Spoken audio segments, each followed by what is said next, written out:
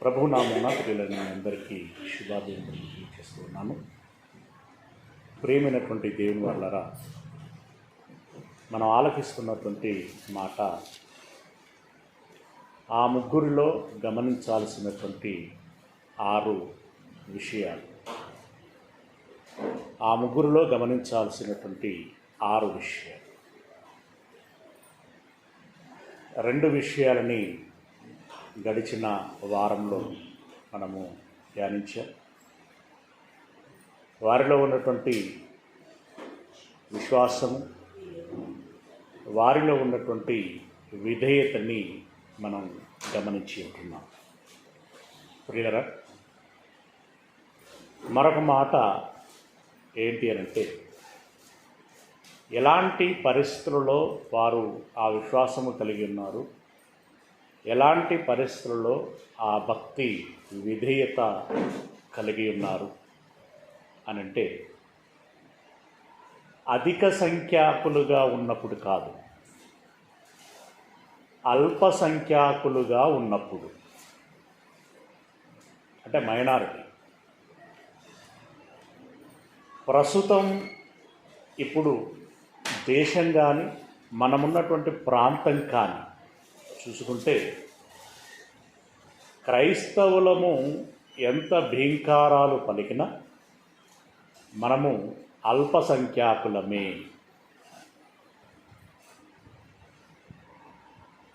ఇక సానుకూలమైనటువంటి వాతావరణం వారికి ఉన్నటువంటి వేళ వారు అల్పసంఖ్యాకులైనటువంటి వారి మీద సందర్భం వచ్చినటువంటి ప్రతిసారి వారి యొక్క ఆకతాయితనం కావచ్చు, అల్లరి చేష్టలు కావచ్చు, ఇంకా ఇతరత్వమైనటువంటి విద్వేషాలు, రకరకాలైనటువంటి వాటిని అక్కసుతో కక్కుతున్నటువంటి పరిస్థితి. ఇక్కడ మనకు కావలసింది ఏమిటి? ఒకటి సంయమనం, రెండవది సహనం, అవునా?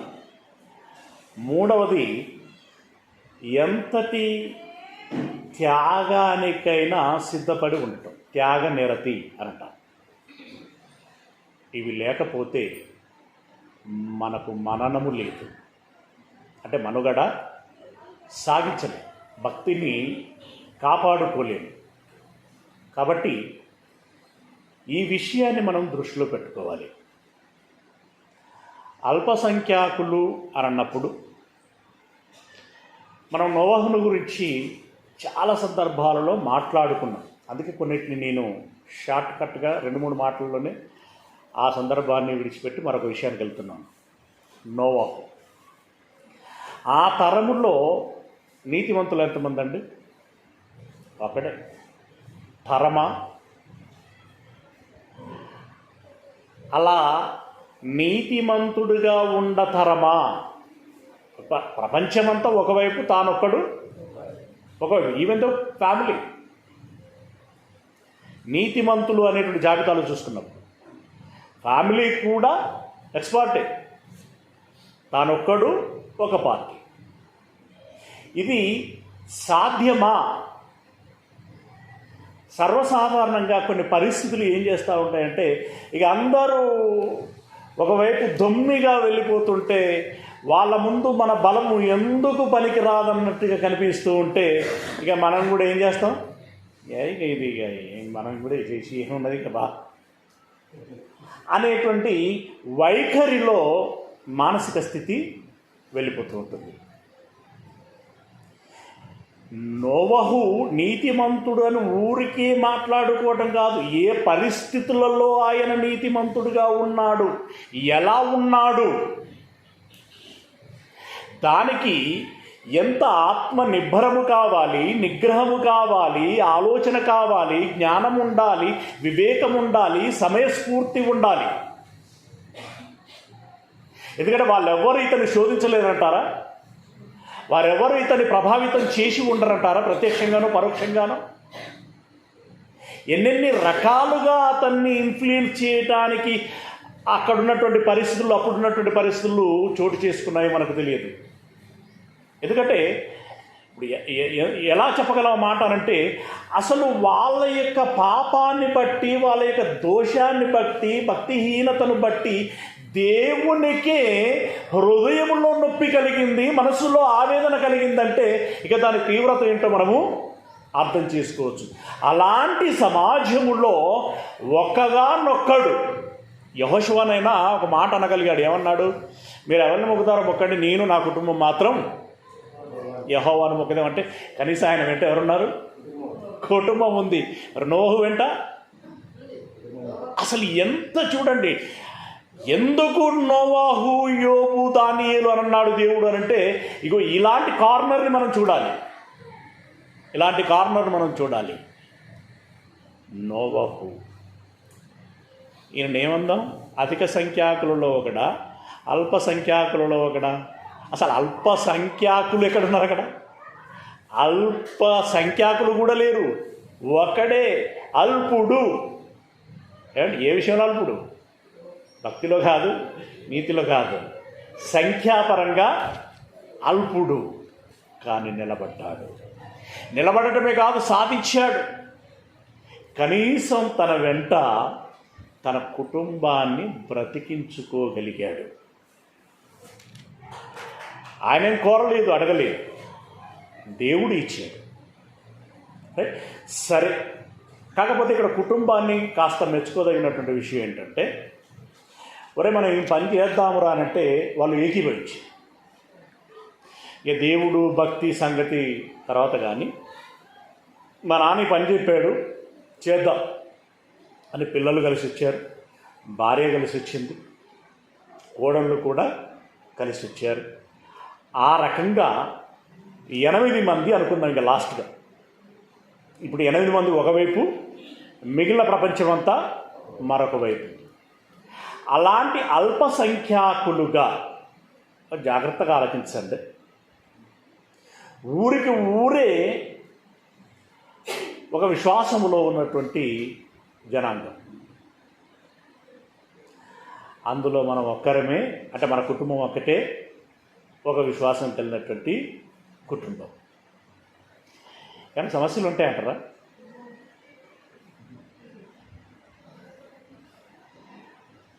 ఏమండి, నువ్వు బైబిల్ పట్టుకొని ఇక మందిరం ఎక్కడిది, నేను ఒక్కడే అంటే ఆడ మందిరం ఎక్కడిది? నువ్వు ప్రార్థన చేసుకుంటావు, నువ్వు పాట పాడుకుంటావు.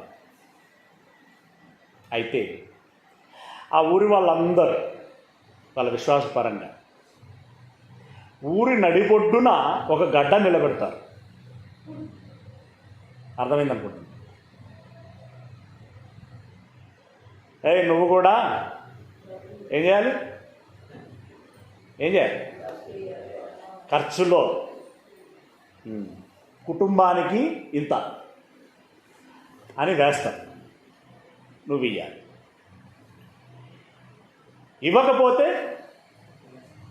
గ్రామ బహిష్కరణ, ఇస్తే ఉంటాం. ఇప్పుడు దేవుడు ఇస్తే నా బహిష్కరణ, ఇవ్వకపోతే నాతో ఉంటావు, నేను నీతో ఉంటాను. కానీ సిచ్యువేషన్ ఎక్కడంటే అక్కడ దేవుడు కనపడడు. ఎవరు కనపడుతున్నారు? ఆ ఊరోళ్ళు, ఊరు పెద్ద మనుషులు కనపడుతున్నారు. వాళ్ళు పైగా ఈ ఫ్యామిలీ ఒక టైప్ ఆఫ్ ఫ్యామిలీ అని చెప్పి కొంచెం స్ట్రైట్గా వార్నింగ్ ఇస్తున్నారు. అరే మళ్ళీ మర్చిపోవద్దు, చెప్పలేదనద్దు సుమా అని అంటారు. అప్పుడు ఎలా ఉంటుంది చెప్పండి సిచ్యువేషన్గా? ఇచ్చుడా పోవుడా డిసైడ్ అవ్వాల్సింది అంతే. ఇచ్చుడా, ఇప్పుడు వాళ్ళతో వాదం పెడతావా? వాళ్ళతో కొట్లాట పెట్టుకుంటావా? అసలు ఇంకా పరిస్థితి ఎలా ఉంటుంది అంటే, వాడు ఒకడు తోడైపోతుంటే వీడు మనతో ఆర్గ్యుమెంట్ చేస్తున్నాడు అనేటువంటి ఒక వైఖరి అక్కడ ఇంకా బయటికి వెలకక్కబడుతూ ఉంటే అది ఇంకా సంక్లిష్టంగా మారిపోతూ ఉంటుంది. అలాంటి పరిస్థితుల్లో కూడా తన విశ్వాసం కానీ, దేవుని ఆజ్ఞను కానీ ఎక్కడ భక్తి విషయంలో భంగము కలగకుండా అదే గ్రామంలో ఉంటూ అదే భక్తి జీవితాన్ని కొనసాగించగలగటము అంటే ఎంత సమయస్ఫూర్తి కావాలి, ఎంత మాట వివేకము కావాలి, అవునా? ఎంత జ్ఞానం కావాలి, సహనము కావాలి, ధైర్యము కావాలి. నేను మాట్లాడుతున్నది ఒక ఊరి విషయంలోని. ఇంకా రకరకాలుగా ఉంటాయి, యాత్రలు ఉంటాయి, పండగలు ఉంటాయి, ఫంక్షన్లు ఉంటాయి, రావటాలు ఉంటాయి, పోవటాలు ఉంటాయి. నువ్వు అట్లా ఆ విధానంలో ఉంటే కనుక మీ ఇంటికి ఎవరు రావురా మేము ఉంటాం. మీ ఇంట్లో ఏ కార్యమైనా మేము రాము. అట్లాగే మా దగ్గర కూడా మీరు రావద్దు. మనం వినలే, చాలా ఊర్లలో బోర్డులు పెట్టారు, గ్రామపై బహిష్కరణలు చేశారు. ఆ ఊరి వాళ్ళు ఎవరు వారితో మాట్లాడకూడదు అని అన్నారు. ఒకసారి ఆలోచించండి, ప్రాక్టికల్గా ఉండాలి. కుంటల్లో షాపుకి వెళితే ఆయన సరుకులు అమ్మట్లేదు, మనకి మంగళాయన దగ్గరికి వెళ్తే క్షౌరం చేయట్లేదు, చాకలాయన బట్టలు ఉతకట్లేదు, ఐరన్ చేయట్లేదు. ఎవరు మనల్ని పనికి పిలవటం లేదు, లేదా పెట్టుకోవటం లేదు, ఎవరు మాట్లాడటం లేదు. లాస్ట్కు మనం రోడ్డు వెంబడి వెళ్తా ఉంటే కూడా ఏదో ఒకటి అడ్డం పడేస్తాం, పోనివ్వట్లేదు, రానివ్వట్లేదు. అడుగుకి సంకటమైనటువంటి పరిస్థితి. అదొకసారి ఊహించండి ఎంత భయంకరంగా ఉంటుంది పిల్లరా. అది ఒక ఊరి విషయం అయితే, అసలు ఇక మండలమే అలా ఉంటే, జిల్లానే అలాగుంటే, రాష్ట్రమే అలాగుంటే, దేశమే అలాగుంటే, ప్రపంచమే అలాగుంటే, ప్రియా దేవుని వాళ్ళరా, అలాంటి సమయంలో అల్పసంఖ్యాకులుగా నోవహు గారు తన కుటుంబాన్ని కాపాడుకున్నాడు, నిలబడ్డాడు. ఒక విధంగా కలియబడ్డాడు. భౌతికంగా ఆయన ఏ రకమైనటువంటి ఫైట్ చేయలేదు, కానీ మానసికంగా నిలబడటానికి ఎంత మదనము పడుంటాడు. ఆ రకంగా నిలబడినటువంటి వాడు. అల్పసంఖ్యాకులుగా నిలబడటము అంటే అదొక ఛాలెంజ్ అండి, అదొక సవాలు కదా. అలా నోవహు గారు కుటుంబం నిలబడి ఎంతమంది అండి మొత్తం ఇంక్లూడింగ్ ఫ్యామిలీ 8 మంది రక్షించబడ్డారు. ఇది మీకు తెలిసిందే, ఆదికాండంలో ఉంటుంది. దాని గురించి నేను రెఫరెన్స్ అవసరం లేదనుకుంటున్నాను, మీరు చదువుకొని రాసుకోండి. Okay, right. తర్వాత వ్యక్తి దానియేలు గారు కూడా ఈ సమయానికి వచ్చేసరికి, అంటే దర్యావేషు కాలము వచ్చేసరికి షడ్రకు మేషకు అబేద్నెగోలు ఏమయ్యారో తెలియదు. అక్కడ వాళ్ళ జాడ మనకి పెద్దగా కనిపించదు. రాజుగారికి మాత్రమే విన్నపించుకోవాలి, సాష్టాంగపడాలి, విజ్ఞప్తి చేసుకోవాలి, ఇంకెక్కడా సాష్టాంగపడకూడదు అనేటువంటి నిబంధన వచ్చిన వేళ దానియేలు గారు ఆ శాసనము, ఇక తానే ఒక అధికారి పొజిషన్లో ఉన్నాడు, తనకు తెలుసు శాసనం ఒకటి తయారు చేయబడిందని తెలిసి కూడా మేడ మీది గదికి వెళ్ళి వాడుక చొప్పున రోజుకు 3 ప్రార్థనలు చేశారు. దీనికోసమే కాసుకొని ఉన్నటువంటి శత్రుమూకలు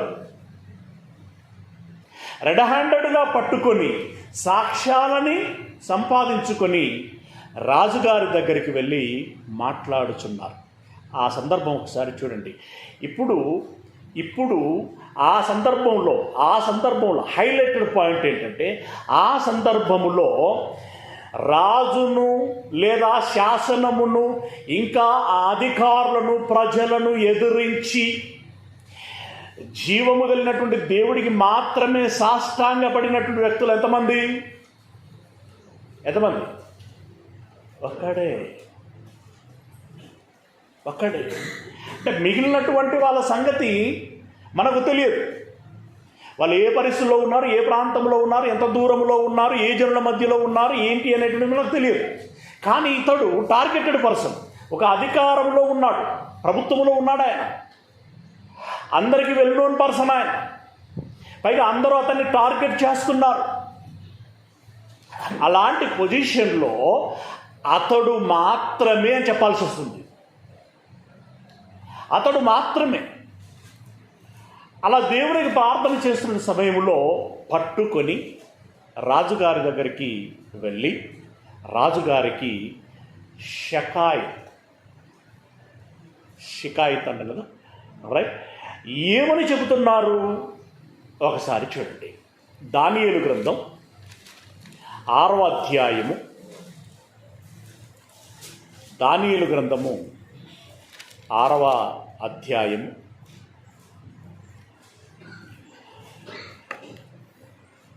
11వ వచనం. 10 మనకు తెలుసు, ఆయన ముమ్మారు ప్రార్థన చేయటం గురించి అక్కడ ఉంది. 11వ వచనం నుండి, ఆ మనుష్యులు గుంపు కూడి అంటే ఎంతమంది ఉంటుంటారండి? ఎంతమంది ఉంటుంటారు? ఇప్పుడు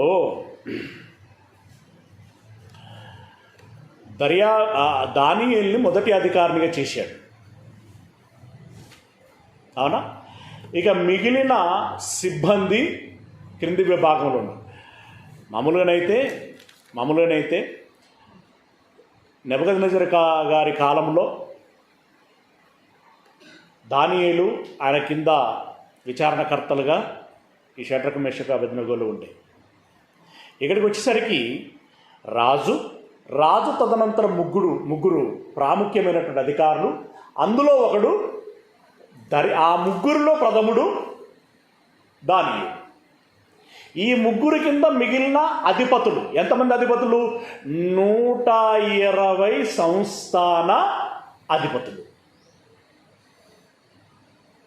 ఇక ఈ సంస్థానాధిపతుల కింద ఇంకా సిబ్బంది ఉంటుంది, అది లెక్కలేదు. ఇప్పుడు దానియేలు మీద వాళ్ళకున్నటువంటి కుట్ర ఏంటంటే వీడు ఎక్కడి నుండో వచ్చి రాజుగారి దగ్గర మనందరికంటే ప్రథమ స్థానంలో అధికారిగా సెలెక్ట్ అయ్యాడు, వీడి పెత్తనం కింద మనము పనిచేయాలా? ఇప్పుడు కలెక్టర్లు అందరికీ ఒక హెడ్ ఉంటాడండి, ఎవరైనా చీఫ్ సెక్రటరీ. ఇప్పుడు ఆమె ఎవరు ఉన్నారు కదా, లేడీ, మన తెలంగాణ చీఫ్ సెక్రటరీ ఎవరు? ఆమె పేరు ఏమిటే పెద్దగా మనకి ప్రాచుర్యం లేదు, రైట్? సిఎస్ అని చెప్పి అంటూ ఉంటారు కదా షార్ట్కట్లో. అంతకుముందు ఆయన ట్రాన్స్ఫర్ అయ్యాడు కదా, ఏపీ ట్రాన్స్ఫర్ అయ్యాడు, ఏపీకి ట్రాన్స్ఫర్ అయ్యాడు, సోమేష్ కుమార్. ఐడియా ఉందా? రాలా. అంటే ప్రభుత్వంలో, తెలంగాణ ప్రభుత్వంలో కలెక్టర్లందరి మీద, ఐఏఎస్ ఐపీఎస్ క్యాడర్ అంతటి మీద ఒక హెడ్ అనమాట, బాస్. అయితే మీరు అప్పుడప్పుడు వీళ్ళలో ముసలను గమనిస్తూ ఉంటారా? సీనియర్లను కాదని జూనియర్లని ఆ పొజిషన్లో కూర్చోబెట్టారనుకోండి, సీనియర్లు ఏం చేస్తారు? ముందు అడుగుతారు, ఆ తర్వాత వీడు ఏపాటు చేస్తారో చూద్దాం అంటారు. ఆ తర్వాత ఎక్కడో వాడిని లాగడానికి, అంటే ఏదో నెపం పడేయటం, ఇంకేదో చేయటం, వీక్ చేయాలి, ఏదో ఒకటి చేయటానికి ఉపాయాలు అల్లుతూ ఉంటారు, కుట్రలు చేస్తూ ఉంటారు. ఇప్పుడు దానియేలు గారి యొక్క వయస్సును బట్టి కాదు కానీ, ప్రాంతాన్ని బట్టి, జాతిని బట్టి కాదు కానీ, ఆయనకున్నటువంటి నిజాయితీని బట్టి, నీతిని బట్టి, అలాగే పర్ఫార్మెన్స్, ఆయనకున్నటువంటి ప్రజ్ఞను బట్టి రాజుగారు మొదటి పొజిషన్ అతనికి ఇచ్చారు. అది మిగిలిన వారికి నచ్చలేదు. మేబీ సీనియర్లు ఉంటారు అక్కడ, రైట్? వాళ్ళకు నచ్చక ఇతన్ని ఏ విధంగానైనా ఈ పదవి నుండి తొలగించాలి, మరి ఎట్లా తొలగించాలి? వీడు ఏమైనా తప్పులు చేస్తాడంటే ఎంత వెతికినా చేయడే. మనం 24 గంటలు కనిపెడుతున్న వాడు ఒక్క తప్పు కూడా చేయడు. పైగా పనులలో ఏదైనా లోపం ఉంటుందంటే ఏమీ ఉండదు. రాజుగారికి మంచి నమ్మకమైన వ్యక్తిగా ఉంటున్నాడు. ఇట్లా వీడు తప్పు చేశాడనో అలా అని ఇలా అని చెప్పి వాని అధికారాన్ని పోగొట్టలేము. మరి ఎలా? అడుగున్న వీక్నెస్ ఏంటని చూశాను. అడుగున్నటువంటి వీక్నెస్ ఏంటంటే భక్తి. అది వాళ్ళ దృష్టిలో వీక్నెస్. ఏంటది? భక్తి. యెహోవా అనేటువంటి దేవునికి రోజుకు 3 మార్లు ఆయన మోకరిల్లుతాడు, ప్రార్థన చేస్తాడు. ఏమండి? వారు తయారు చేయించినటువంటి శాసనం చూడండి, అసలు విచిత్రమైనటువంటి శాసనం అది. ఇప్పుడు యెహోవాకు కాకుండా పలాని దేవీ దేవతకి మాత్రమే సాష్టాంగపడాలి అన్నట్టు కూడా చేయలేదు. నెబుకద్నెజరు ఒక ప్రతిమ నిలబెట్టి దీనికే సాష్టాంగపడాలన్నారు. కానీ ఇక్కడ అది కూడా కాదు. రాజుగారికి మాత్రమే సాష్టాంగపడాలి, ఎవరికి సాష్టాంగపడకూడదు. అంటే వాళ్ళు దానికి దేని సిద్ధపడరు తెలుసా? మేము అవసరమైతే మా దేవుళ్ళకు సాష్టాంగపడడం మానేస్తాం. అంటే వాళ్ళు మానేసినా పెద్ద నష్టం లేదు, కొనసాగించినా వచ్చే లాభమేమీ లేదు. కానీ దానియేలు గారి పరిస్థితి అది కాదు. మానేయకూడదు, ఆయన దాన్ని కొనసాగించాలి. వీడు మానేయలేడు అనేటువంటి విషయాన్ని వాళ్ళ ముందే గమనించి ఇదిగో ఈ విషయములో వాడిని మనం పట్టించగలము. కనుక రాజుగారికి ముందు ఆహో ఊహో అని చెప్పి ఓ శాసనం చేయించి పెట్టించారు. దాన్ని లెక్క చేయలేదు. ఆయన దేవునికి ప్రార్థన చేశాడు. వీళ్ళు రెడ్ హ్యాండెడ్ పట్టుకొని. ఇప్పుడు ఎంతమంది వెళ్ళారట? ఆడ వర్డ్ ఏముంది? అక్కడ ఏమని రాయబడింది? చదువు. గుంపు కూడి అంటే ఎంతమంది ఉంటుంటారండి? 2 గుంపు అన్నారు, 3 గుంపు అన్నారు, కనీసం 10-15 నుండి ఇక పైకి ఉంటారు. ఎంతమంది అనేది చెప్పలేము. గుంపు కూడి వచ్చి దానియేలు తన దేవునికి ప్రార్థన చేయుటయు ఆయనను బతిమాలుకొనుటయు చూచి రాజు సముఖమునకు వచ్చి శాసన విషయమును బట్టి, రాజా, 30 దినముల వరకు నీకు తప్ప మరి ఏ దేవునికైనను మానవునికైనను ఎవడును ప్రార్థన చేయకూడదు. ఎవడైనా చేసిన ఎడల వాడు సింహముల గుహలో పడద్రోయబడునని నీవు ఆజ్ఞ ఇయ్యలేదా అని మనవి చేయగా, రాజు మాదీయుల యొక్కయు పారసీకుల యొక్కయు పద్ధతి ప్రకారము ఆ సంగతి స్థిరము, ఎవరును దాన్ని సిద్ధపరచజాలరనెను. ఎవరును దాన్ని రద్దు పరచజాలరు అని. అంటే ఏం లేదు, చేసిన శాసనాన్ని గురించి వాళ్ళు జ్ఞాపకం చేశారు. అవును చేశాను, దాన్ని రద్దు పరచగలిగేటువంటి వాడు ఎవడు లేడు అని చెప్పేసి రాజు కూడా కొంచెం గర్వంగా చెప్పేశాడు. చెప్పిన తర్వాత 13వ వచనం, అందుకు వారు చెరపట్టబడిన యూదులలో ఉన్నటువంటి ఆ దానియేలు,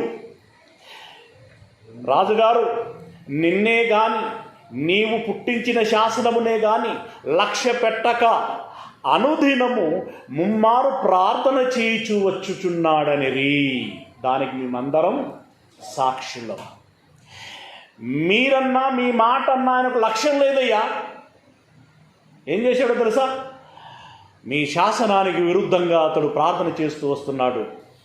ఒకసారి కాదు, రోజుకు 3 సార్లు. అడిగి ఎంత ధైర్యం! మీ మాటనే కాదన్నాడయ్యా. ఇప్పుడు రెచ్చగొట్టాలి. మీ మాటనే కాదన్నాడయ్యా. అయితే శాసనం అయితే చేశాడు, కానీ పాపం రాజు దురదృష్టితో ఆలోచించలేకపోయినట్టున్నాడు. శాసనం చేశాడు.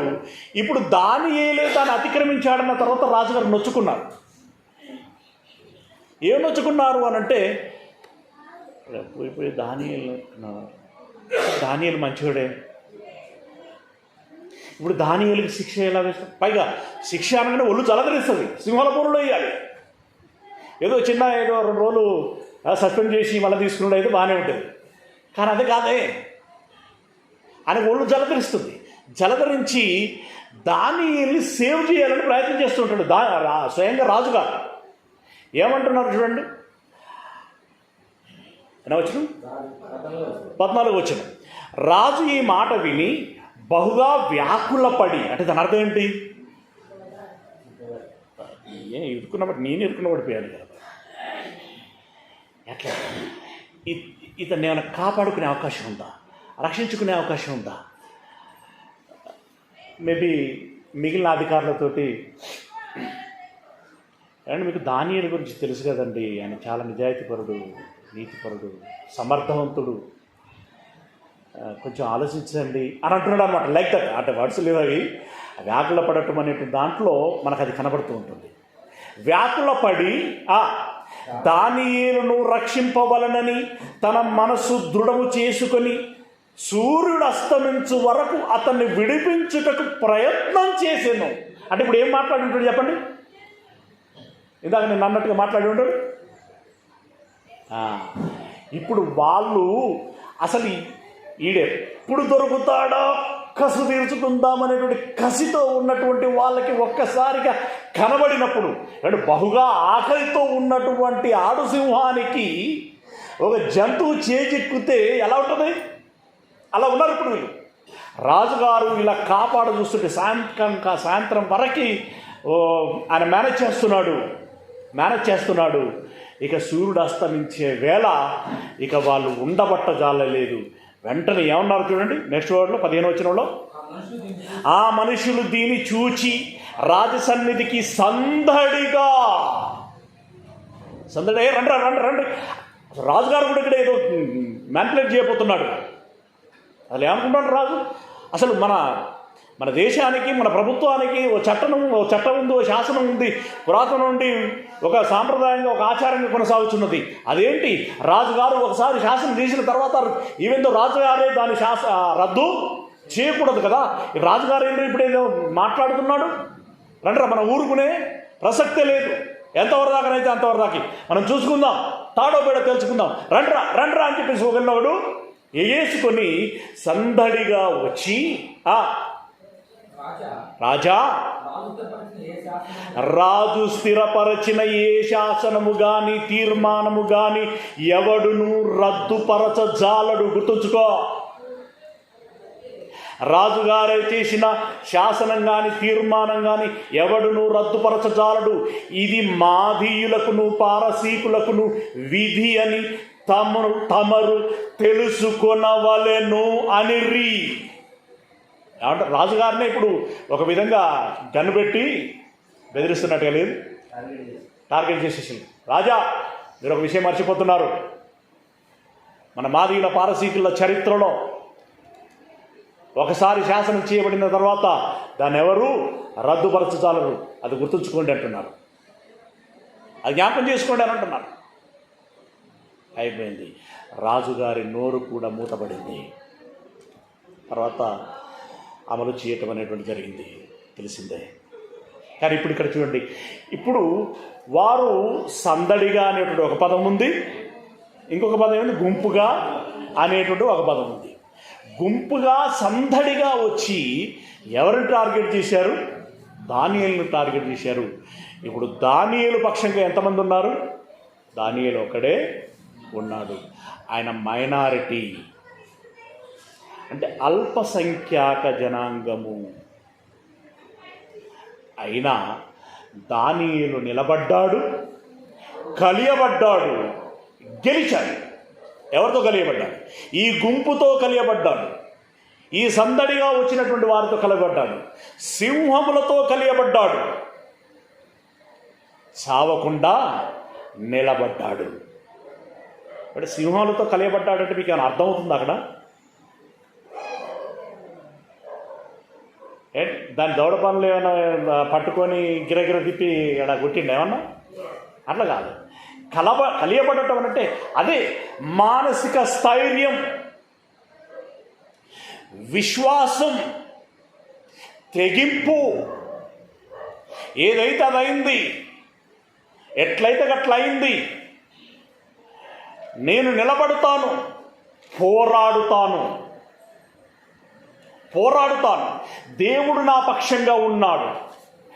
నిలబడుతాను, గెలుస్తాను. ఆ నమ్మకం నాకు ఉంది అని నిలబడ్డాడు. అధికారులందరినీ గెలిచాడంటే ఇప్పుడు సింహాలు తినకుండా ఉన్న తర్వాత ఇప్పుడు దండిగా సందడిగా వచ్చిన వాళ్ళందరూ ఇప్పుడు ఏం చేయాలి చెప్పండి? ఇది ఇదేంద్రా మనం అదేంద్రా ఇది నిన్న బాబతియే కదా, నిన్న మొన్న కలిసిన బాబతియే కదా. ఈడేంది దాన్ని ముట్టుకోవట్లేదండి. కొంచెం దాన్ని రెచ్చగొట్టరా, అది రెచ్చగొట్టినా నువ్వేం చేసినా తోక కూడా కదిలించలేదు. ఎట్లా అంటే ఇప్పుడు ఎవరు ఓడిపోయినట్టు? అధిక సంఖ్యాకులను ఓడించాడు, సింహాలను ఓడించాడు, దానియేలు గెలిచాడు. అది అంటే ఇక్కడ మానసిక యుద్ధం. ఇది మానసిక యుద్ధం. ఈ యుద్ధములో దానియేలు గెలిచాడు. నెక్స్ట్ యోబు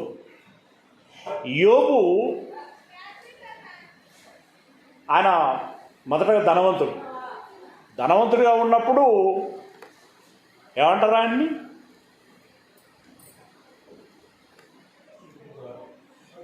ఈ చావడి మధ్యలో కూర్చొని తీర్పులు చెప్తా ఉంటారు చూడు, పెదరాయి.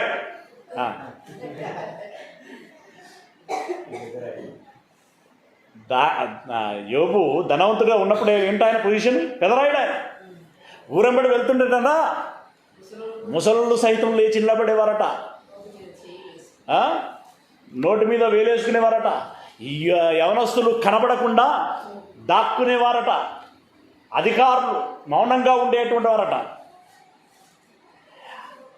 అలా వెళుతున్నప్పుడు ఆయన నడక ఎలా ఉంటుంటుంది?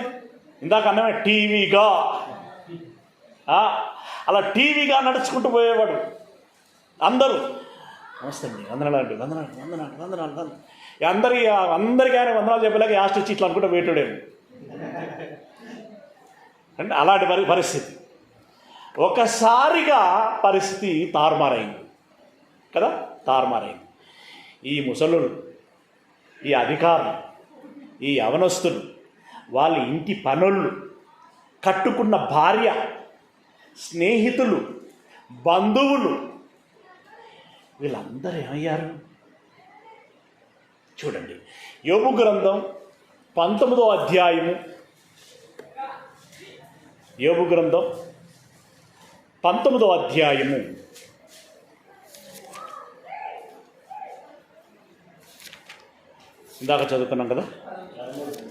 13వ వచనం నుండి. యోబు గ్రంథం 19వ అధ్యాయం 13వ వచనం నుండి. ఆయన నా సోదర జనమును నాకు దూరం చేసి ఉన్నాడు. అంటే యోబు గారు చెప్పుకుంటున్నాడు ఆయన బాధ. ఆయన అంటే దేవుడు. నా సోదర జనమును నాకు దూరం చేసి ఉన్నాడు, నా నెలవర్లు నాకు కేవలము అన్యులైరి. ఆయన తెలిసిన వాళ్ళందరట ఇప్పుడు ఎవరైపోయినట? అన్యులైరి. ఇందాక నేను చెప్పినట్టుగా ఊరళ్ళు వాళ్ళంతా మన కులపొల్లే, మన రక్త సంబంధీకులే, మన చిన్నాయన పెద్దనాయనలే, పెద్దాత చిన్నతాత కొడుకులే. ఇళ్ళకి రాకముందు వాళ్ళలో ఒకలంగా సందడి చేసిన వాళ్ళమే, ఆడి పాడిన వాళ్ళమే, అవునా? అన్నిట్లలో పాల్గొన్నటువంటి వాళ్ళమే. సత్యం తెలిసి ఒక శుభ గడియన బాప్తిసం తీసుకొని ఈ జీవమార్గంలో నడవటం ఆరంభించాం. ఆనాటి నుండి ఏమయ్యాం?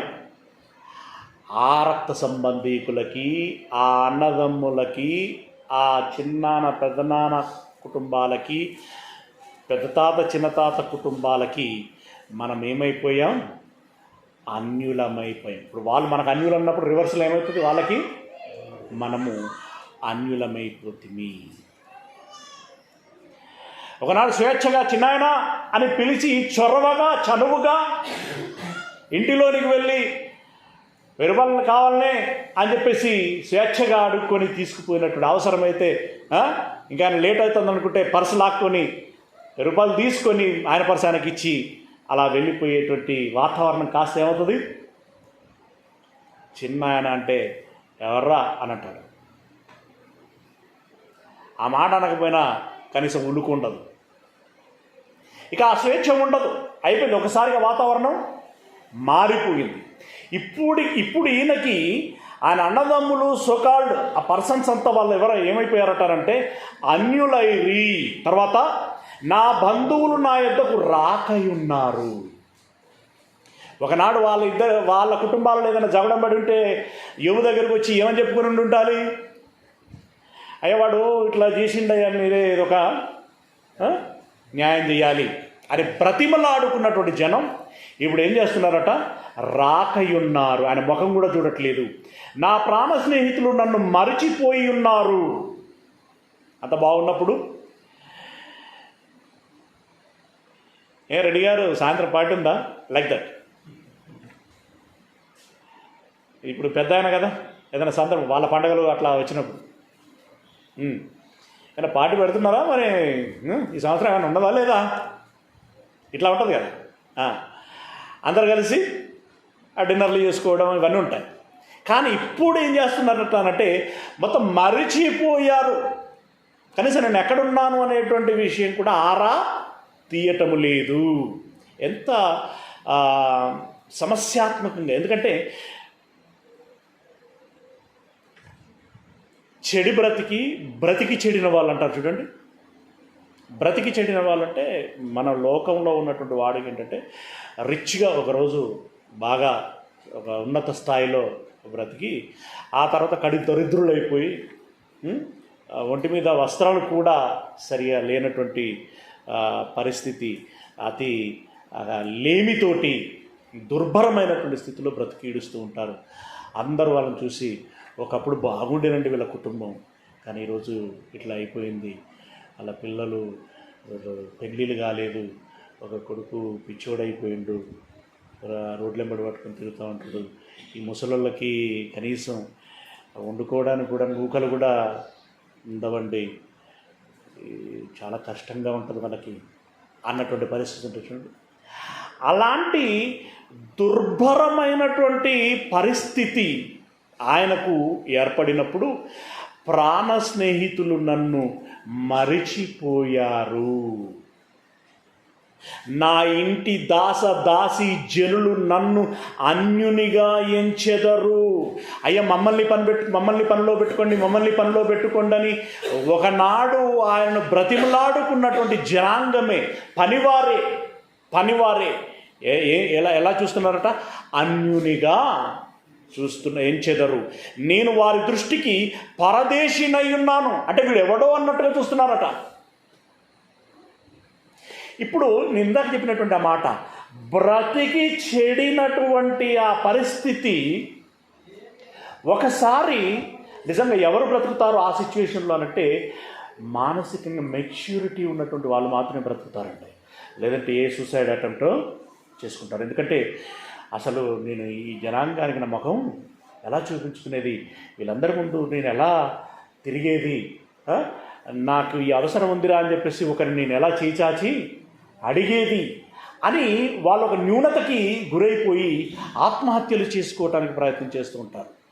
అంటే ఎంత ఒత్తిడికి గురవుతారో చూడండి, ఎంత మానసికంగా అంతర్మదనం నొందుతారో ఒకసారి ఆలోచించండి.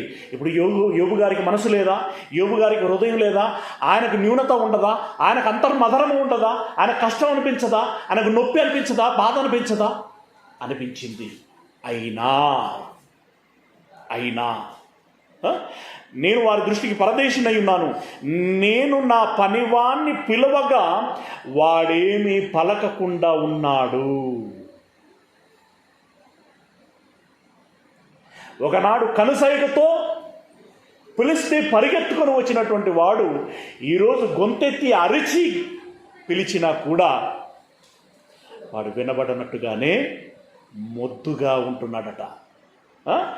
వాడు పలకకియున్నాడు, నేను వాని బ్రతమాలాడవలసి వచ్చెను. అది అసలు ఎంత దారుణంగా ఉంటుంది చూడండి పరిస్థితి.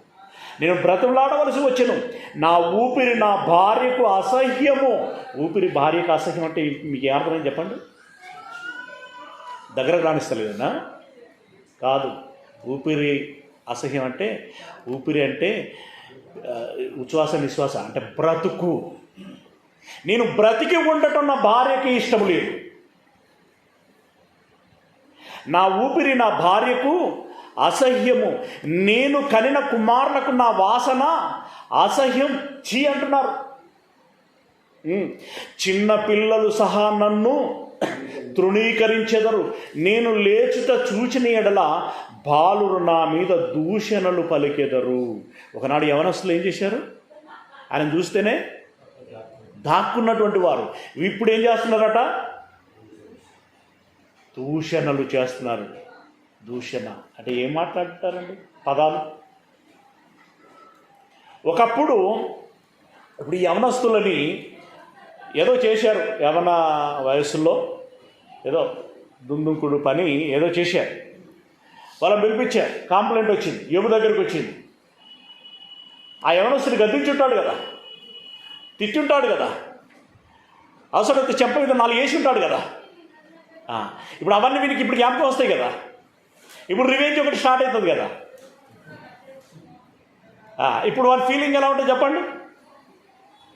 ఇప్పుడు వాడు వచ్చి యోబుని ఎక్కిరిస్తూ ఉంటే యోబు గారి ముఖం ఎటువంటి చూడండి.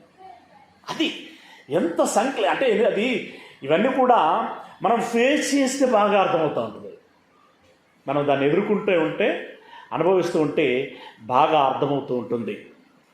ఏమన్నారు? దూషణలు పలికెదరు, నా ప్రాణ స్నేహితులందరికీ నేను అసహ్యుడనైతిని, నేను ప్రేమించిన వారు నా మీద తిరగబడి ఉన్నారు, నా ఎముకలు నా చర్మంతో అని చెప్పేసి ఇంకా మాట్లాడుతున్నారు. అంటే ఇప్పుడు ఇక్కడి వరకు ఇన్ని వచనాలలో కింద కూడా ఉన్నాయి మాటలు, సరిపోతాయి. ఇప్పుడు బంధువులు, స్నేహితులు, తన అన్నదమ్ములు, ఇంకా బాలివారు, అధికారులు, ఇందాక చెప్పిన పిల్లలు, వృద్ధులు, వీళ్ళందరూ ఒకవైపు. ఇప్పుడు యోబు ఒకవైపు. అల్పసంఖ్యాకుడే కదా, అల్పసంఖ్య. మరి ఇక్కడ ఆయన నిలబడ్డాడా, పడిపోయాడా? ఎలాంటి పరిస్థితుల్లో, ఎలాంటి వాతావరణం అక్కడ నెలకొని ఉన్నది, ఎలాంటి మదనములో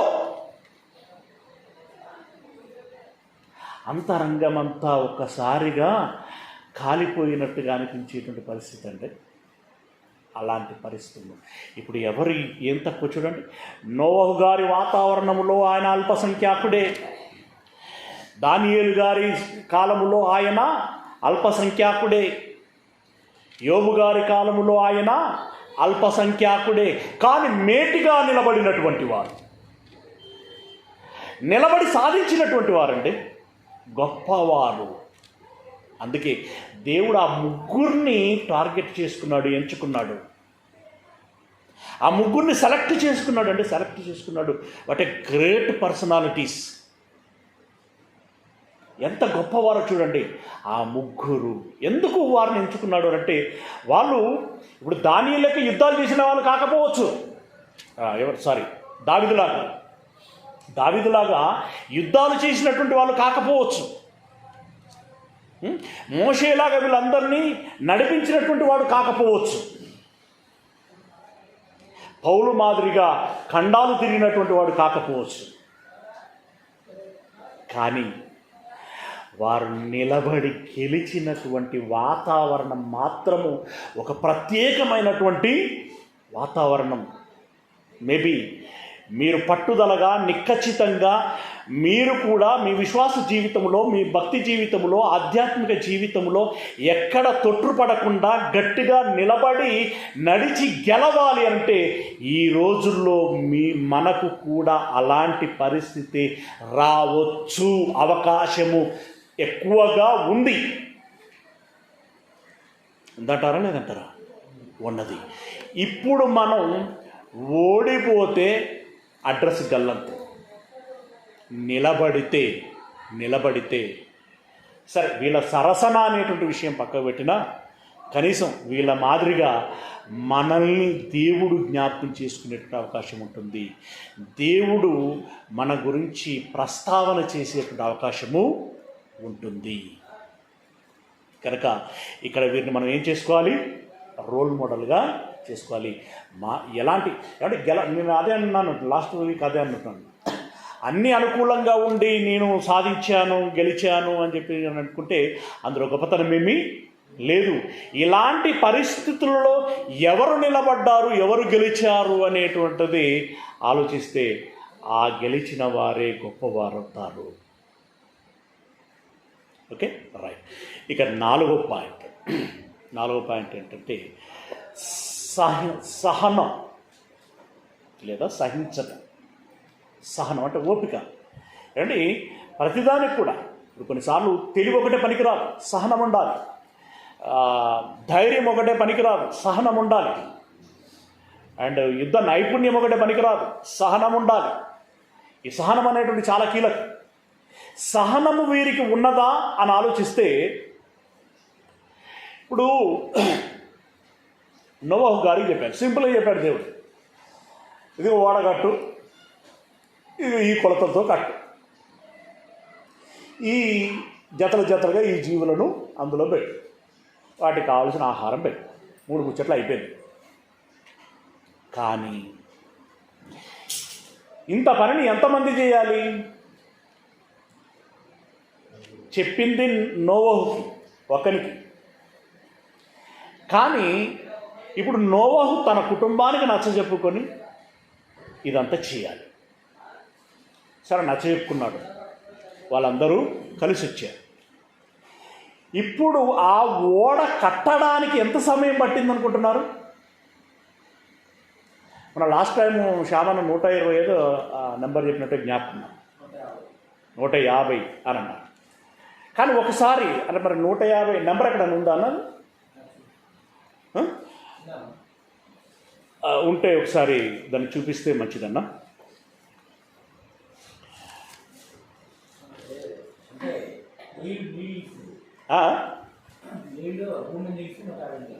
నీళ్ళు నిలిచింది. నేను అన్నది ఓడగట్టింది. 150 దినములు నీళ్ళు నిలబడ్డాయి. అది వేరు. 40 రోజులు వచ్చినాయి నీళ్ళు, అదే కురిసింది. ఇంకా ఆఫ్టర్ దట్ 150 days దాని మీద ఉన్నాయి, అది వేరు. సరే, ఆదికాండం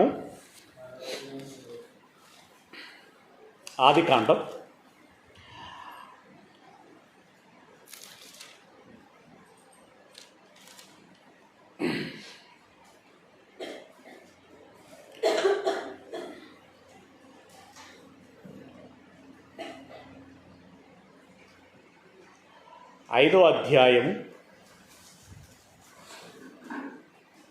ఆదికాండం 5వ అధ్యాయము 32వ వచనం. ఆదికాండం 5వ అధ్యాయము 32వ వచనం.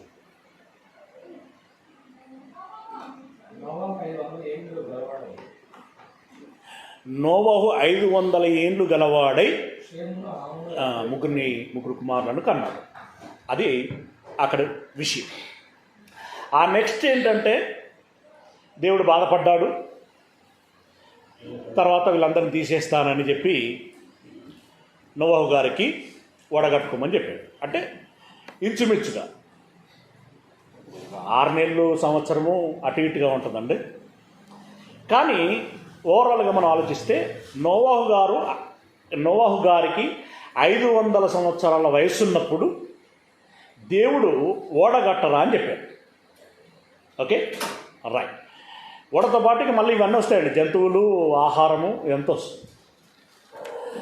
ఆ తర్వాత 6వ అధ్యాయం 22వ వచనంలో నోవహు అట్లు చేసెను, దేవుడు అతనికి ఆజ్ఞాపించిన ప్రకారం యావత్తు చేసెను అంటే పూర్తయిపోయింది. అంటే 500 ఏండ్లు ఉన్నప్పుడు దేవుడు చెప్పాడు, నోవహు చేశాడు. చేసే సమయానికి ఆయన వయస్సు ఎంత? అలా పూర్తి చేసిన సమయానికి ఆయన వయస్సు ఎంత అంటే 6వ వచనం. ఆ అదేనా కరెక్టేనా? రైట్. ఆ జలప్రవాహం భూమి మీదకి వచ్చినప్పుడు అంటే ఓడగట్టుకొని ఆహారం పెట్టుకొని జంతువులను అందులోకి చేర్చుకొని ఇక తలుపులు వేసుకోగానే వర్షం ప్రారంభమైంది. ఆ సమయానికి నోవహు గారి వయసు ఎంతట? 600 ఏండ్ల వాడు. అంటే ఇప్పుడు దేవుడు అప్పగించిన పని పూర్తి చేసుకోవటానికి ఆయనకు పట్టిన సమయం ఎంత? 100 years. ఈ సంవత్సరం అటు ఇటు ఇక దాన్ని నేను చెప్పలేను. మేబీ మనకైతే నెంబరింగ్ మాత్రం అక్యురేట్గా 100 years కనబడుతుంది. 100 సంవత్సరాలు నోవహు కుటుంబం అంతా ఒక పనికి అంకితమైపోయిందండి. ఏ పని ఇది? ఓడ కట్టాలి, ధాన్యం సేకరించాలి, జంతువులను చేర్చుకోవాలి. ఇదేనా? ఏదైనా ఒక రోజు చేస్తే థ్రిల్ ఉంటుంది, 2 రోజులు చేస్తే సోకే అనుకుంటాం. ఇప్పుడు మీరు చేస్తున్న మీ జాబు బోరింగ్గా లేదు ప్రస్తుతం. ఏదో తప్పదు కాబట్టి, ఎందుకంటే అది పక్కకు పెడితే బువ్వకు కష్టమవుతుంది కాబట్టి తప్పనిసరి అయి చేయటం. అంటే ఓ ప్రైవేట్ కంపెనీలో శ్రమ దోపిడీ చేస్తున్నా కూడా సహనం కలిగి ఉద్యోగం చేస్తున్నామంటే దాని అర్థం ఏంటి? కుటుంబం గడవటం కష్టమవుతుంది. కానీ నోవహు గారు తిండి కోసం కాదు ఇక్కడ. నోవహు గారి ఆయనకు విశ్వాసాన్ని బట్టి ప్రాధాన్య క్రమంలో మనం చూసుకుంటే, నెంబర్ 1, దేవుడు కట్టుమన్నాడు, అంతే, నేను కట్టాలి. నెంబర్ 2, దేవుడు చెప్పిన పని నేను చేస్తే జలప్రలయం నుండి తప్పింపబడతాను, అలాగే దేవుడు అనుగ్రహించేటువంటి నిత్య జీవం నాకు లభిస్తుంది. ఎస్, మొదటిది ఎందుకంటే మొదటిది ఆ మాటకు నేను అంత ప్రాధాన్యతను ఎందుకు ఇస్తున్నాను అంటే, తెరహు కుమారుడైనటువంటి అబ్రహాముకు దేవుడితో ఏం అనుభవం ఉందండి? దేవుడు అబ్రహాముని పేరు పెట్టి పిలిచేటప్పటికి ఏం అనుభవం లేదు. అబ్రహామా నువ్వు వచ్చి అనంటే ఓకే ప్రభువా అని అన్నాడంతే వచ్చేసిండు. అరే మామూలు పక్కన నుండి అది ఇంత గుడ్డివాడు, అదే ఇట్లా పిలవగానే అట్లా పోతున్నాడు, ఇట్లా పిలవగానే అట్లా వెళ్తున్నాడు. వీడు ఏం చూసిండని, వీనికి ఏమనుభవం ఉండదని, వీడు ఏం ఎరిగాడని అనిపిస్తూ ఉంటుంది. కానీ పిలిచినటువంటి ఆ స్వరములోని గంభీరం, పిలిచినటువంటి ఆ స్వరములోని దృఢత్వం, నిశ్చయత, ఆ నిబ్బరం, ఇస్తున్నటువంటి అభయం, అంటే మనం కాన్ఫిడెన్స్ అంటూ ఉంటాం ఇప్పుడు, అవన్నీ కూడా ఆ స్వరములో పసిగట్టగలిగాడు అబ్రహాం. ఇప్పుడు మనల్ని ఎవరన్నా నేను చూసుకుంటాను వచ్చేసి అన్నాను అనుకోండి, ఎవరు పడితే వాళ్ళ ఆ మాట అంటే అందరినీ నమ్మి వెళ్తాం అట్లా. ఇప్పుడు నాకు ఇక్కడ కష్టమైపోతుంది, ఏం చేయాలో పాలుపోవట్లేదు అని అన్నప్పుడు, నువ్వు హైదరాబాద్కి వచ్చేసి నేను చూసుకుంటాను అని అన్నారనుకోండి. అన్నప్పుడు ఎవరు పిలిస్తే వాళ్ళని బట్టి వెంటనే సమానత దొరుకుని వచ్చేసాం. పిలిచిన వాడి యొక్క స్టామినా ఏంటి, ఆ నిబద్ధత ఏంటి, రైట్? ఒకవేళ తేడా వస్తే వాడు ఏ రకంగా నన్ను మళ్ళీ సర్వైవ్ చేయించగలడు, వాడిని నమ్మొచ్చా, నమ్మకస్తుడేనా, ఇవన్నీ చూస్తూ ఉంటాం. అప్పుడే మనం ఇల్లు బయలుదేరుతాం. అంతవరదాకా సరేరా సంతోషం థ్యాంక్ యూ అని అంటాం, కానీ వెంటనే వచ్చేస్తానని చెప్పం. కానీ దేవుడి విషయంలో అబ్రహాం ఆ మాట చెప్పగలిగాడు. అలాగే నోవహు ఓడ కట్టరా అని అనగానే అప్పుడు ఈ ఆధునిక యంత్రాలు లేవు, మేబీ నాకు తెలిసి రంపాలు, ఇప్పుడున్న ఆధునిక రంపాలు లేవు, ఏమి లేవు, బాడిసెలు లేవు, శిలలు లేవు, ఏమండి ఏమీ లేనటువంటి రాతియుగం ఉన్నాం కదా, రాతియుగ కాలపుది.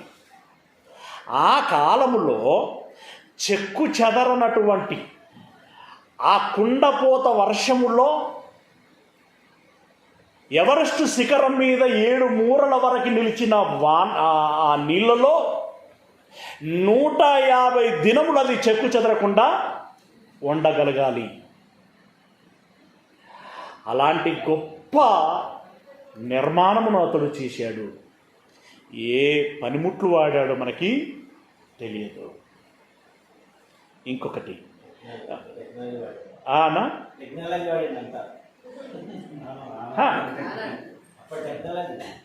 అదే టెక్నాలజీ, కానీ ఇప్పుడు టెక్నాలజీ నేను అనేది కానీ ఆ టెక్నాలజీకి వాడినటువంటి సాధనాలు ఏంటి, ఆయుధాలు ఏంటి? ఇప్పుడు అన్ని కొలతలు పెట్టి, రోబోలు పెట్టి, ఇవి పెట్టి, అవి పెట్టి చేసినా కూడా ఏమవుతాయి? కూలిపోతాయి. ఇప్పుడు అంత వండర్గా చెప్పుకున్నటువంటి కాళేశ్వరం ప్రాజెక్టులు ఇప్పుడు ఏమైపోయింది? మరి ఎంతమంది ఇంజనీర్లు పనిచేశారు అక్కడ? ఎంతమంది మేధావులు, ఎంతమంది సలహాదారులు, ఎంత ప్రభుత్వం, ఎంత పెట్టుబడి, ఎన్ని కోట్లు? నోవహు గారికి ఎన్ని కోట్లు అయింటుందండి? 1 ఇయర్ ప్రాజెక్ట్కి ఎన్ని కోట్లు అయి ఉంటుంది? సారీ 100 ఇయర్ ప్రాజెక్ట్ ఎంత పెట్టుబడి అయి ఉంటుంది? ఇంకా మొన్న చెప్పాను, ఇన్ని జీవరాశులకి 150 డేస్కి సరిపడా ఆహారం సేకరించాలి. ఎన్ని జీవరాశుల రకాలు ఏంటండి? జంతువులు ఎన్ని రకాలు భూమి మీద? అప్రాక్సిమేట్లీ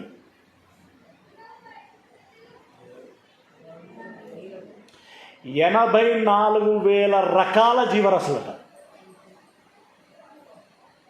పురుగులు పుట్రలు కూడా ఉంటాయండి అందులో, మళ్ళీ ఈగలకు దోమలు కూడా పెట్టాలి. వీటన్నిటికీ ఆహారాన్ని సిద్ధపరచాలి. ఎంత కష్టమైనటువంటి విషయం. అలా ఒక ప్రాజెక్టుని సమగ్రంగా చేయగలిగాడు. 100 ఇయర్స్ అంటే పేషెన్సీ కావాలి. అలాంటి సహనము కలిగినటువంటి వాడు ఎవరు? నోవహు గారు. ఓకే, దీన్ని మీరు ఆలోచన చేసుకోవచ్చు. నెక్స్ట్ ఎవరు? దానియేలు యొక్క సహనాన్ని మనం ఎలా చూడగలుగుతాం, ఎక్కడ చూడగలుగుతాము అని అన్నప్పుడు, సరే ఇక్కడ అది సహనమా, ధైర్యమా, విశ్వాసమా, భక్త, ఈ ప్రార్థన విషయంలో మనం దాన్ని ఎలా అన్వయించుకున్నా యాప్ట్ అయిపోతుంది. కానీ ఇంకా మనం గమనించినట్టయితే దానియేలు గ్రంథము 7వ అధ్యాయము, దానియేలు గ్రంథం 7వ అధ్యాయము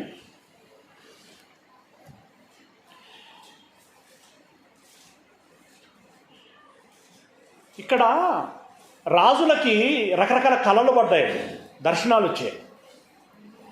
వాటి వాళ్ళు బేంబెలెత్తిపోయి, అయ్యో దీని అసలు ఇది ఏమై ఉంటుందిరా, దీని భావం ఏమై ఉంటుంది, మనకు అర్థం కావట్లేదు, పాల్గొవట్లేదు అని చెప్పేసి నిద్రాహారాలు మాని వాళ్ళ దృష్టిలో జ్ఞానులు అనబడినటువంటి వారిని, దూరదృష్టికి వెళ్ళినటువంటి వాళ్ళు, కాలజ్ఞానం చెప్పగలిగేటువంటి వారు, దర్శనాలు చూసేటువంటి వారు, కరళ భావం చెప్పగలిగేటువంటి, సోదరి చెప్పగలిగేటువంటి వారిని వీళ్ళందరిని పిలిపించి ఇదేంటి అని చెప్పేసి అడుక్కోవటం అనేటువంటి మనకు తెలిసిందే. కనుక్కోనే ప్రయత్నం చేశారు అనేటువంటిది మనకు తెలిసింది. విచిత్రమైనటువంటి కళలు, 1 కాదు 2 కాదు, రకరకాల దర్శనాలు.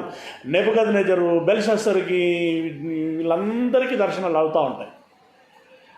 అయితే వాటి భావం దానియేలు గారు చెప్పాలి. అప్పుడు ఆయన పొజిషన్ అది, దానియేలు గారు చెప్పాలి. మరి దానియేలు గారు చెప్పాలంటే మళ్ళీ అదే సీన్ దానియేలు గారు కనపడాలి అక్కడ. కనబడి ఇది ఇది ఇది ఇది అని మళ్ళీ ఎక్స్ప్లెనేషను ఆయనకు తెలియాలి. కనబడేటప్పుడు ఈయన ఎక్స్పీరియన్స్ చెప్తున్నాడు చూడండి, ఈయన ఎక్స్పీరియన్స్. అలా కనబడినప్పుడట ఆయనకి ఏమనిపించిందో చెప్తున్నాడు. 7వ అధ్యాయము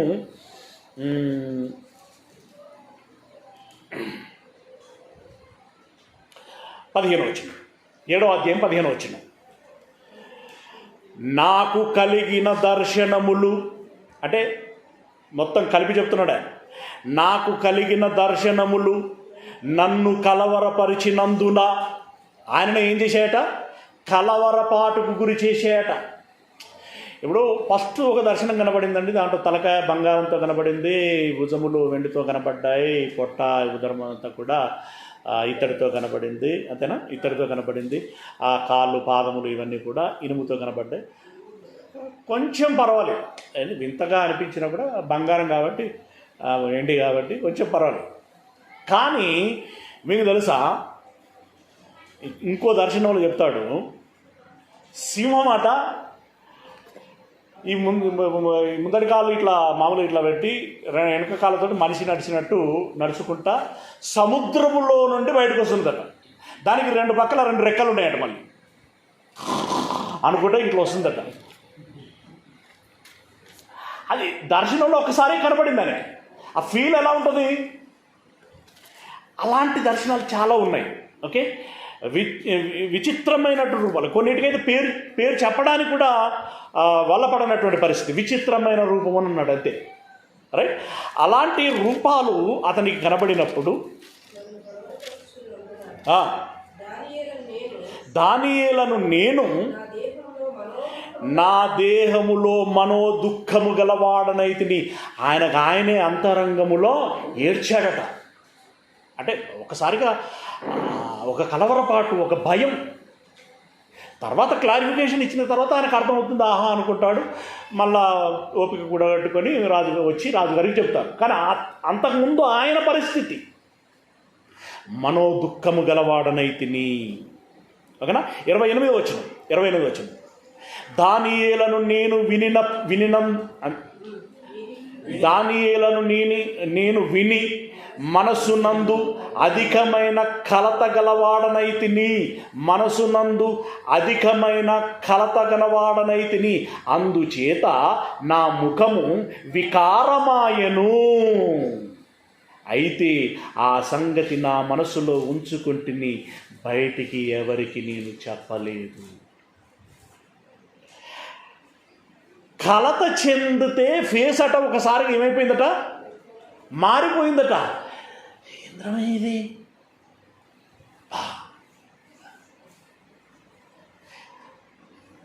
అలా ఆయన మదన పడిపోయాడు. అక్కడ ఒక పెయిన్ ఉంటుంది.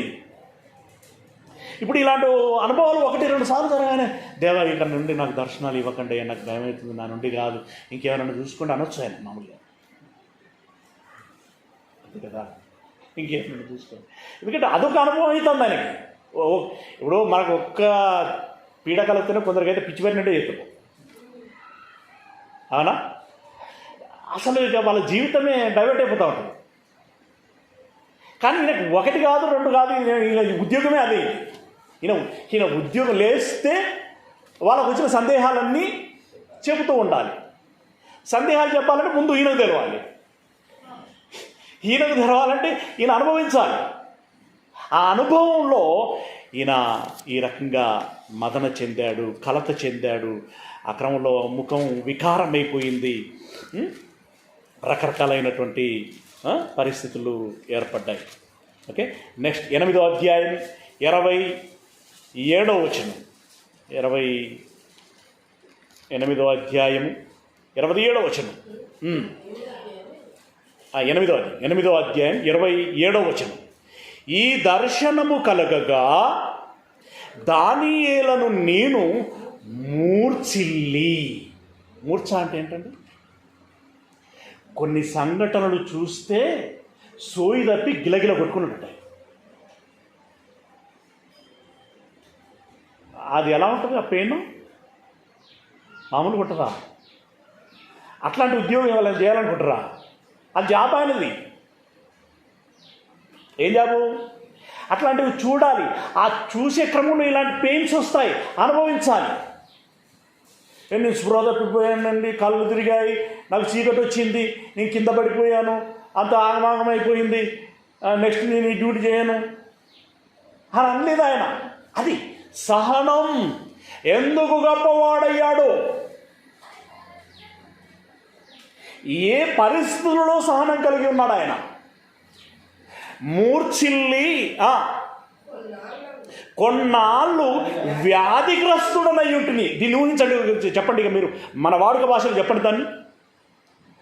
మూర్ఛిల్లి వ్యాధిగ్రస్తు మంచం పట్టిండట. మేబీ కోమాలో ఉన్నాడేమో కొన్ని రోజులు, మేబీ పక్షవాతం వచ్చిందేమో. దాన్ని మనం ఇట్లా అని చెప్పలేం కదా. వ్యాధిగ్రస్తుడనై ఉంటున్నాను అని అన్నప్పుడు ఇక అది రకరకాల ఆలోచనలకు తావుతీస్తూ ఉంటుంది. ఆయన చేసే జాబ్లో ఆయనకు వస్తున్న పెయిన్స్ ఎలాంటివి అంటే ఇలాంటివి.